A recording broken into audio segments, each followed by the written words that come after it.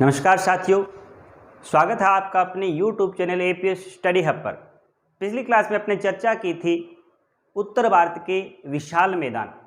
उत्तर भारत के विशाल मैदान को अपने विस्तार से पढ़ा था और आपसे एक क्वेश्चन भी पुटअप किया था मैंने कि भारत का दूसरा सबसे बड़ा डेल्टा कौन सा है। तो भारत का दूसरा सबसे बड़ा डेल्टा है विजयवाड़ा डेल्टा। कौन सा डेल्टा है? विजयवाड़ा डेल्टा। विजयवाड़ा डेल्टा। ये जो विजयवाड़ा डेल्टा है वो कौन से राज्य के अंदर है? तो आंध्र प्रदेश राज्य के अंदर है। कौन सी नदी के द्वारा निर्मित है? तो गोदावरी नदी के द्वारा निर्मित है। ये एक प्रश्न पूछा था आपसे। भारत का सबसे बड़ा डेल्टा था सुंदरबन डेल्टा, गंगा और ब्रह्मपुत्र नदियों के द्वारा निर्मित था, पश्चिम बंगाल राज्य के अंदर निर्मित था। और भारत का दूसरा सबसे बड़ा डेल्टा है विजयवाड़ा डेल्टा, आंध्र प्रदेश राज्य के अंदर निर्मित, गोदावरी नदी के द्वारा निर्मित। आज शुरू करते हैं अपने नया टॉपिक, तीसरा भौतिक प्रदेश दक्षिणी प्रायद्वीपीय पठारी प्रदेश। तीसरा भौतिक जो प्रदेश है दक्षिणी पूर्वीय पठारी प्रदेश। दक्षिणी प्रायद्वीपीय पठारी प्रदेश। दक्षिणी प्रायद्वीपीय पठारी प्रदेश। इससे पहले अपने दो भौतिक प्रदेश पढ़ चुके हैं। पहला भौतिक प्रदेश था उत्तरी पूर्वी हिमालय पर्वत श्रृंखला और दूसरा अब इसके पहले बाद में पढ़ के आए थे अपने उत्तर भारत का विशाल मैदान। उसके बाद में तीसरा जो भौतिक प्रदेश है दक्षिणी प्रायद्वीपीय पठारी प्रदेश। मूल रूप से कहाँ फैला हुआ है? दक्षिण के अंदर फैला हुआ है। दक्षिणी प्रायद्वीपीय पठारी प्रदेश की बात करें तो दक्षिणी प्रायद्वीपीय पठारी प्रदेश है उत्तर विशाल मैदान उसके ठीक नीचे फैला हुआ था। अब उत्तर भारत का विशाल मैदान यहाँ अपने पढ़ के आए थे। उत्तर भारत विशाल मैदान के बाद में त्रिभुजाकार आकृति के अंदर फैला हुआ है, दक्षिण में फैला हुआ है प्रायद्वीपीय पठारी प्रदेश। प्रायद्वीपीय पठारी प्रदेश। प्रायद्वीपीय पठारी प्रदेश की बात करें तो प्रायद्वीपीय पठारी प्रदेश है वो मूल रूप से किसका अवशेष है? मूल रूप से किसका अवशेष है? तो मूल रूप से अवशेष है गोंडवाना लैंड का। किसका अवशेष है? गोंडवाना लैंड का। गोंडवाना लैंड का अवशेष माना गया है। जैसे कि मान लो अपने उत्तर भारत का विशाल मैदान पढ़ा था तो उत्तर भारत के विशाल मैदान को मूल रूप से अवशेष किसका माना गया था? तैतीस सागर का अवशेष माना गया था। उसी प्रकार दक्षिणी प्रायद्वीपीय पठारी प्रदेश है मूल रूप से किसका अवशेष है? गोंडवाना लैंड का अवशेष माना जाता है। गोंडवाना लैंड का अवशेष है और इसके अंदर जो निर्मित चट्टानें हैं वो किस से निर्मित है? आग्नेय चट्टानों से। आग्नेय चट्टानों से मूल रूप से इसका क्या हुआ है? एक तरह से निर्माण हुआ है। इसके अलावा और भी प्रश्न आ जाए तो मूल रूप से इसका निर्माण किससे हुआ है? तो ज्वालामुखी से निर्मित लावा, ज्वालामुखी से निर्मित लावा के द्वारा प्रायद्वीपीय पठारी प्रदेश का निर्माण हुआ है। प्रायद्वीपीय किसे कहा गया? प्रायद्वीपीय तीन ओर से पानी से घिरा हुआ भूभाग। इस साइड के अंदर देखें तो बंगाल की खाड़ी और इस साइड में देखें तो अरब सागर की खाड़ी और इस साइड के अंदर देखें तो हिंद महासागर। इसलिए इसका नाम रखा गया है प्रायद्वीपीय और है मूल रूप से क्या? पठार।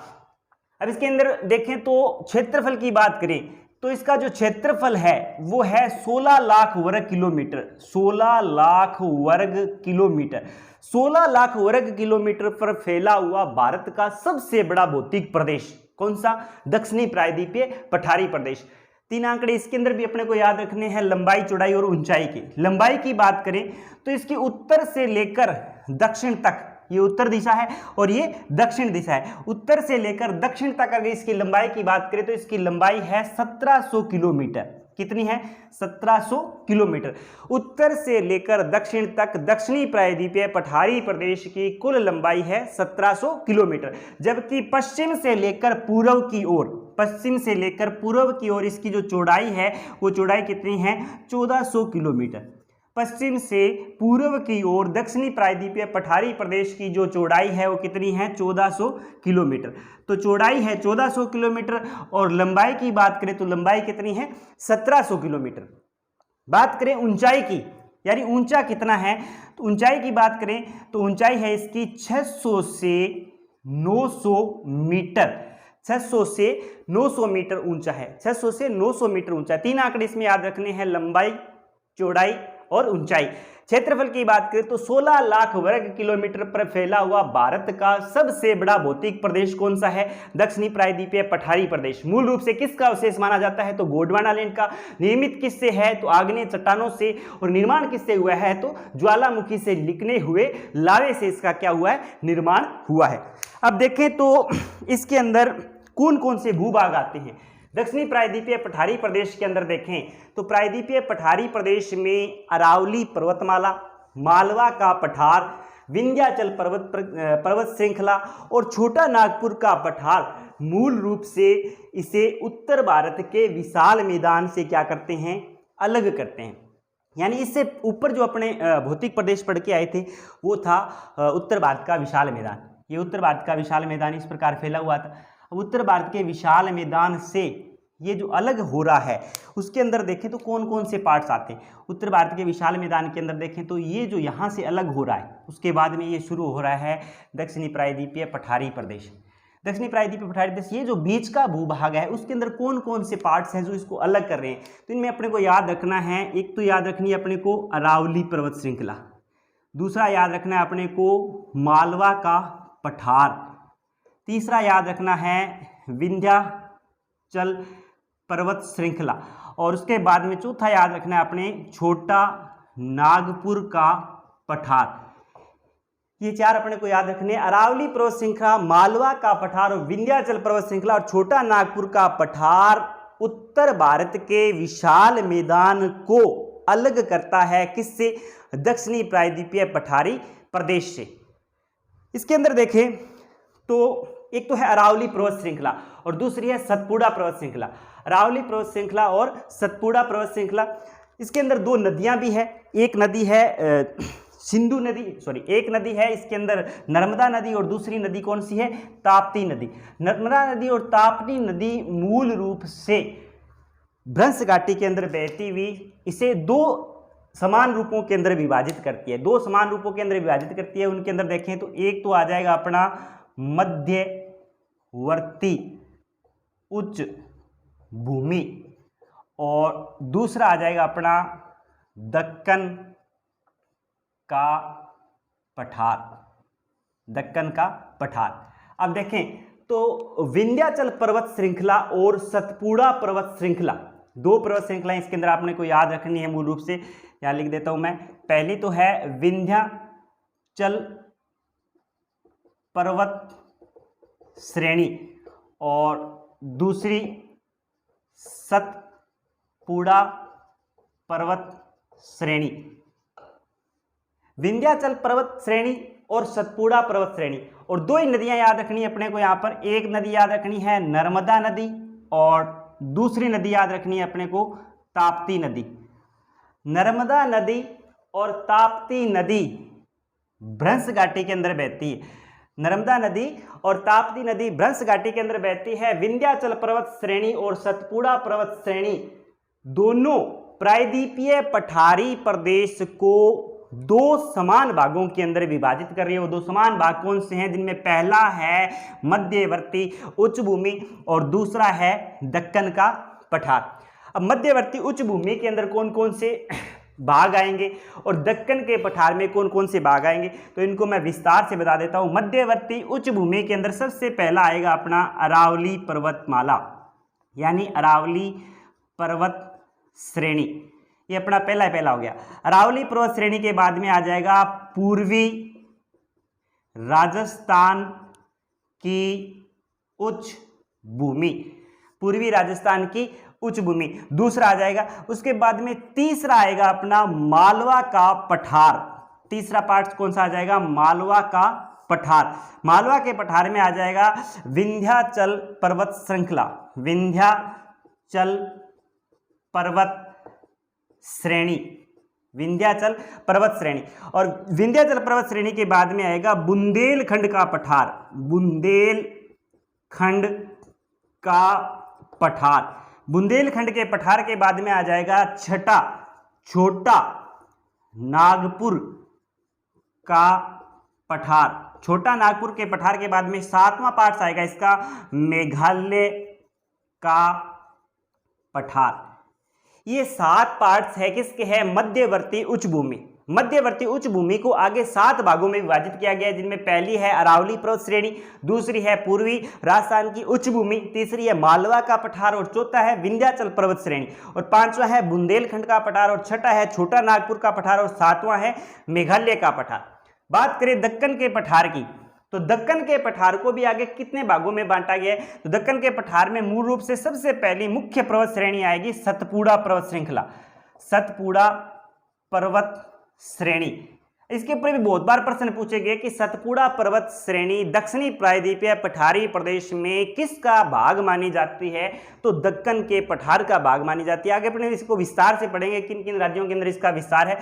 सतपुड़ा पर्वत श्रृंखला के बाद में देखें तो दूसरा इसके अंदर आएगा महाराष्ट्र का पठार, महाराष्ट्र का पठार। उसके बाद में तीसरा आएगा उड़ीसा का पठार, पहले उड़ीसा कहा जाता था, अब वर्तमान में ओडिशा कहा जाता है, ओडिशा का पठार।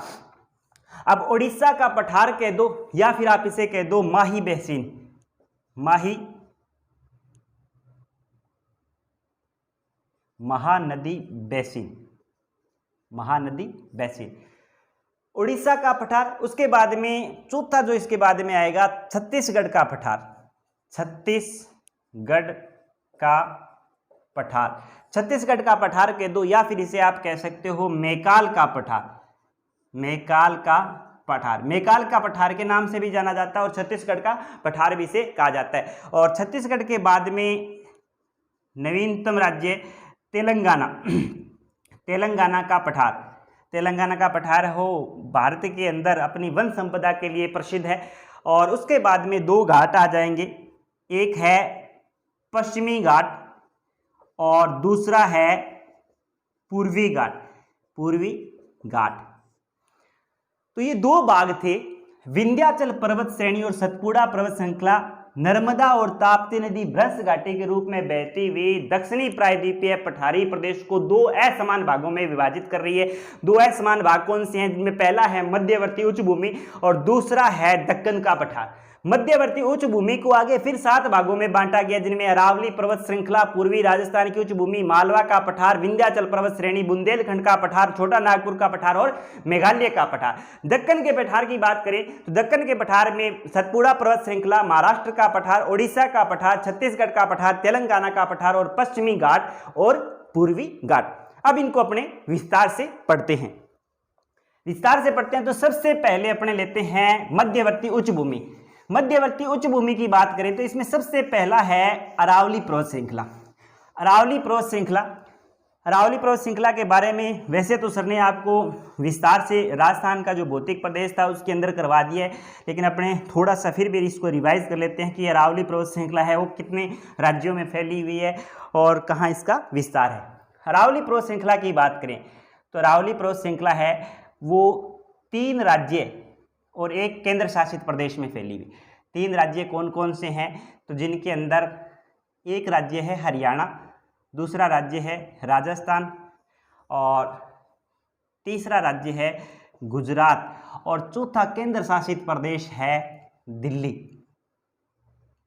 तो ये 4 है। अब इनके अंदर देखें तो अरावली पर्वतमाला कहाँ मूल रूप से फैली हुई, तो गुजरात के अंदर पालनपुर से लेकर, गुजरात के अंदर पालनपुर से लेकर राजस्थान और राजस्थान से हरियाणा और हरियाणा से दिल्ली और दिल्ली के अंदर है ये रायसीना, रायसीना की पहाड़ी, रायसीना की पहाड़ी और गुजरात के अंदर है पालनपुर, पालनपुर। मूल रूप से इसका जो विस्तार है वो 3 राज्य और एक केंद्र शासित प्रदेश। केंद्र शासित प्रदेश कौन सा है, दिल्ली, जबकि 3 राज्य जिनमें पहला राज्य है गुजरात, दूसरा राज्य है राजस्थान और तीसरा राज्य है हरियाणा और चौथा केंद्र शासित प्रदेश कौन सा है, दिल्ली। इन 4 जगह फैली हुई है मूल रूप से अरावली पर्वत श्रृंखला। अरावली पर्वत श्रृंखला विश्व की सबसे प्राचीन अवशिष्ट पर्वत श्रृंखला है। इसकी उत्पत्ति प्री कैम्बियन युग के अंदर लगभग 65 करोड़ वर्ष पुरानी मानी गई है। विश्व की सबसे प्राचीन पर्वत श्रृंखलाओं के अंदर इसे गिना जाता है। कौन सी पर्वत श्रृंखला को, अरावली पर्वत श्रृंखला। अरावली पर्वत श्रृंखला की बात करें तो इसके ऊपर भी एक प्रश्न पूछा गया है, अरावली पर्वत श्रृंखला दक्षिणी प्रायद्वीपीय पठारी प्रदेश में नीलगिरी की पहाड़ी और उत्तरी हिमालय पर्वत श्रृंखला में नंगा पर्वत के मध्य भारत की सबसे ऊंची चोटी कौन सी है? तो भारत की सबसे जो ऊंची चोटी है वो अरावली पर्वतमाला में स्थित है। नंगा पर्वत हिमालय पर्वत श्रृंखला अपने पढ़ के आ चुके थे। जम्मू कश्मीर में नंगा पर्वत था और अभी दक्षिणी प्रायद्वीपीय पठारी प्रदेश पढ़ेंगे, अपने पश्चिमी घाट और पूर्वी घाट पढ़ेंगे। आपको नीलगिरी की पहाड़ी भी करवाऊं मैं। नीलगिरी की पहाड़ी भारत के ठीक दक्षिण में स्थित है।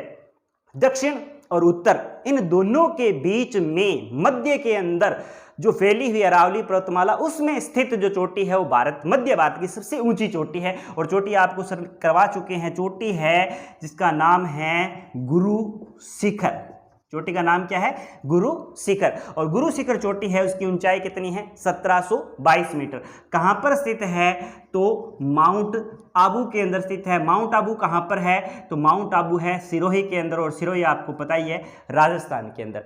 अरावली पर्वतमाला का लगभग विस्तार, लगभग कह सकते हैं 79.80 यानी 80% जो विस्तार है वो मूल रूप से किस राज्य के अंदर है? राजस्थान राज्य के अंदर है। जबकि गुजरात, हरियाणा और दिल्ली के अंदर भी इसका विस्तार है। अरावली पर्वतमाला अपनी खनिज संपदा के लिए भी जानी जाती है। हालांकि भारत के अंदर सबसे ज़्यादा खनिज संपदा है वो छोटा नागपुर के पठार के अंदर पाया जाता है। उसके बाद में 2 नंबर पर आती है अरावली पर्वतमाला, जिसे खनिजों का क्या कहा जाता है?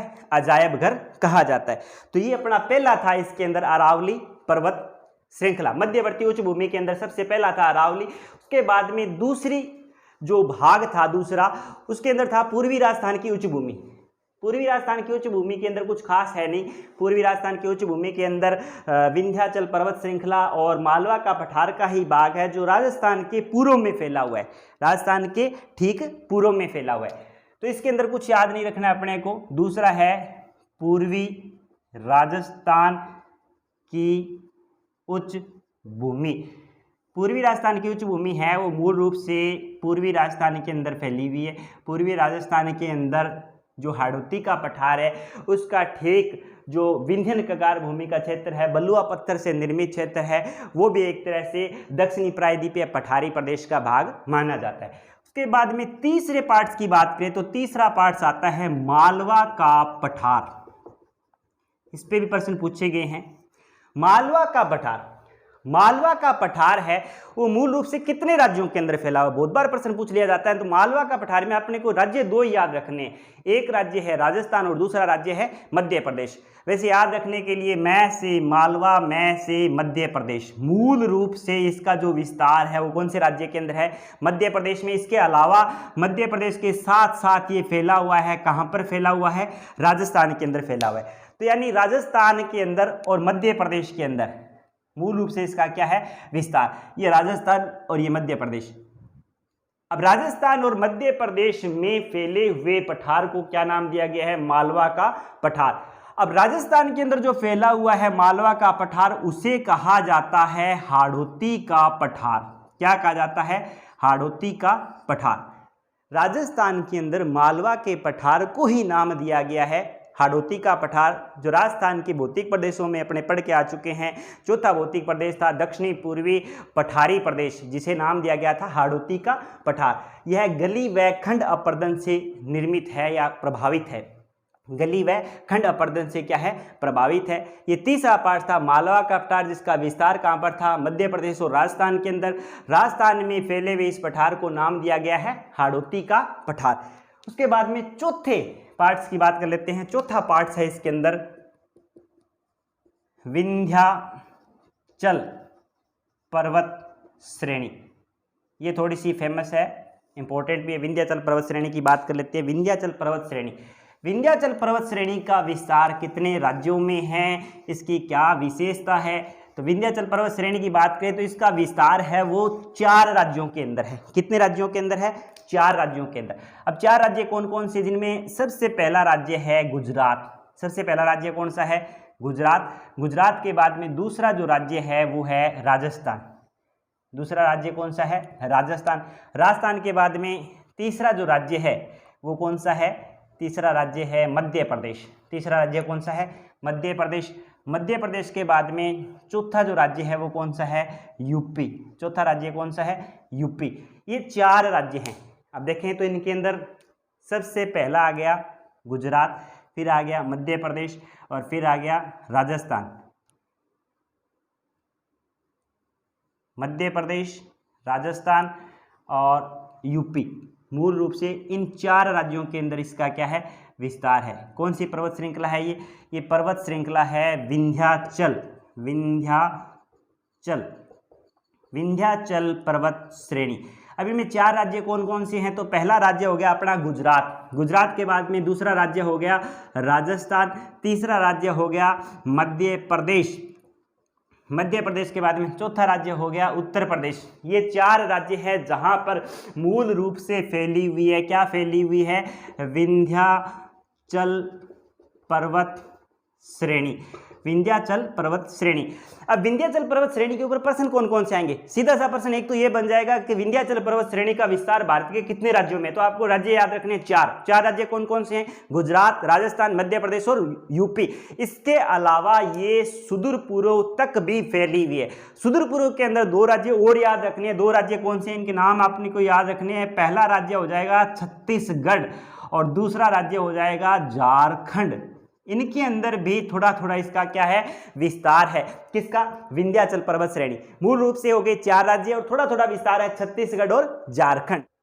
सबसे खास बात ये है कि इसके अंदर 2 बातें अपने को याद रखनी है। एक तो ये याद रखना है कि ये सबसे पुरानी पर्वत श्रेणी है और दूसरी खास बात इसकी ये है कि यह घर्षित और मोड़दार, घर्षित एवं मोड़दार पर्वत श्रेणी है। घर्षित एवं मोड़दार, सबसे पुरानी पर्वत श्रेणी, घर्षित एवं मोड़दार पर्वत श्रेणी। कौन सी, विंध्याचल पर्वत श्रृंखला। विंध्याचल पर्वत श्रृंखला का विस्तार भारत के 4 राज्यों जिनमें पहला था गुजरात, दूसरा राजस्थान, तीसरा मध्य प्रदेश और चौथा यूपी। सुदूर पूर्व के विस्तार देखे पूर्व तक भी आगे तो इनके अंदर 2 राज्य और याद रखने हैं, छत्तीसगढ़ और झारखंड राज्यों के अंदर ब्लॉक पर्वत श्रेणी की ये पर्वत श्रृंखला है और उत्तर भारत को दक्षिण भारत से क्या करती है, अलग करती है। सेंट्रल गवर्नमेंट के जितने भी पेपर होते हैं उनके अंदर ज्यादातर यही प्रश्न पूछा जाता है कि निम्न में से कौन सी पर्वत श्रेणी है जो उत्तर भारत को दक्षिण भारत से अलग करती है। इसके अंदर 2 पर्वत श्रेणी आती है ज्यादातर, एक है विंध्याचल पर्वत श्रेणी और इसके बाद में आगे पढ़ेंगे अपने सतपुड़ा पर्वत श्रृंखला, वो भी यही काम कर रही है, उत्तर भारत को दक्षिण भारत से अलग कर रही है। तो उत्तर भारत को दक्षिण भारत से अलग करने का काम करती है विंध्याचल पर्वत श्रृंखला। तो आज के लिए इतना ही, मिलते हैं अगली क्लास के अंदर इसी टॉपिक के साथ। तब तक के लिए धन्यवाद।